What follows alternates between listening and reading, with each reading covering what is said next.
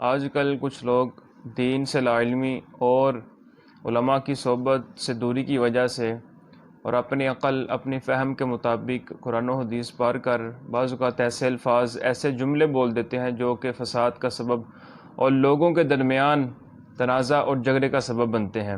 ابھی کچھ ہی دن پہلے جیلم کا ایک شخص ہے، اس کی میں نے ایک کلپ دیکھا، اس میں اس نے کہا کہ اہل سنت والجماعت یہ دعویٰ کرتے ہیں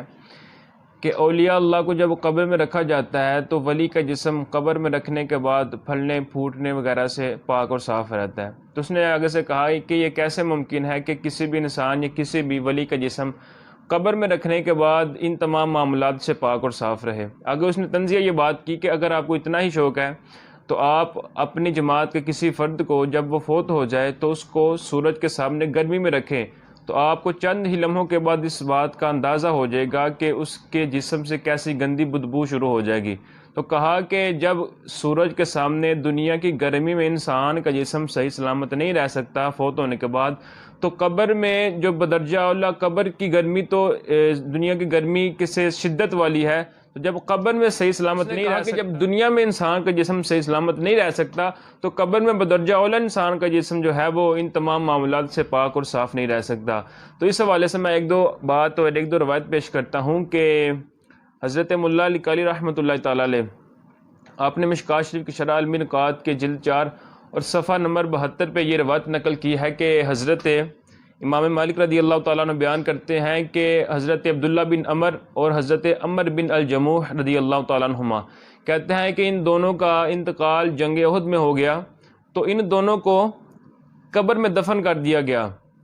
ان دونوں کو جب قبر میں دفن کر دیا گیا تو صحابہ کرام رضی اللہ تعالیٰ عنہ اجمعین فرماتے ہیں کہ چند سالوں کے بعد جس مقام پر ان کی قبر تھی، جس مقام پر ان کو دفن کیا گیا تھا، کہتے ہیں کہ اس مقام پر سیلاب کا پانی آ گیا۔ تو کہتے ہیں ہم نے اس بات کو مناسب سمجھا، ہم نے سوچا کہ ہم ان کی قبر سے ان کے جسموں کو نکال کر کسی اور جگہ کسی اور مقام پر ان کی قبر بنا دیں، ان کو دفن کر دیں۔ صحابہ کرام فرماتے ہیں کہ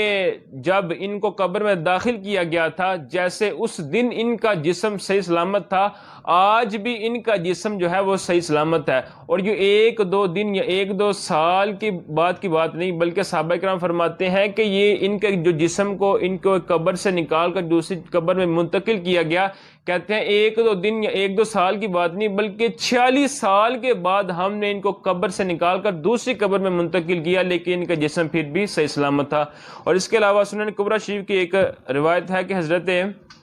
جابر بن عبداللہ رضی اللہ تعالیٰ عنہما آپ فرماتے ہیں کہ جنگ احد میں میرے والد کو شہید کر دیا گیا، تو کہتے ہیں کہ جب میرے والد کو قبر میں رکھا گیا تو میرے والد کے ساتھ ساتھ ایک اور بھی کسی انسان کو قبر میں داخل کر دیا گیا، میرے والد کے جسم کے ساتھ ایک اور انسان کو دفن کیا گیا۔ تو آپ فرماتے ہیں کہ مجھے یہ بات پسند نہیں تھی کہ میرے والد کے ساتھ کسی اور کو بھی دفن کیا جائے۔ تو حضرت جابر بن عبداللہ رضی اللہ تعالیٰ عنہما فرماتے ہیں کہ 6 ماہ کے بعد میں اپنے والد کی قبر پر آیا، تو میں نے یہ بات کو پسند کیا، مناسب سمجھا کہ میں اپنے والد کو ان کی قبر سے نکال کر ان کو علیحدہ کسی قبر میں دفن کروں۔ تو آپ فرماتے ہیں جب میں نے اپنے والد کو ان کی قبر سے نکالا تو کہتے ہیں ایسے محسوس ہو رہا تھا، یہ کوئی کم عرصہ نہیں ہے، 6 ماہ کا عرصہ۔ تو آپ فرماتے ہیں جب میں ان کو ان کی قبر سے نکالا تو ایسے محسوس ہو رہا تھا کہ جیسے میں نے ان کو کل ہی ان کی قبر میں رکھا ہے، کہ ایسے ان کا جسم صحیح سلامت تر و تازہ تھا کہ ایسے محسوس ہو رہا تھا کہ جیسے کل ہی ان کو ان کی قبر میں رکھا گیا ہے۔ تو اس بات سے معلوم ہوتا ہے کہ جن کے دل میں خوف خدا، عشق مصطفیٰ صلی اللہ علیہ وسلم کا نور ہوتا ہے، وہ چاہے دنیا میں رہیں یا چاہے قبر میں چلے جائیں، ان کا جسم جو ہے وہ صحیح سلامت رہتا ہے۔ اور اس کے علاوہ اگر ہم ماضی قریب میں دیکھیں تو صدام حسین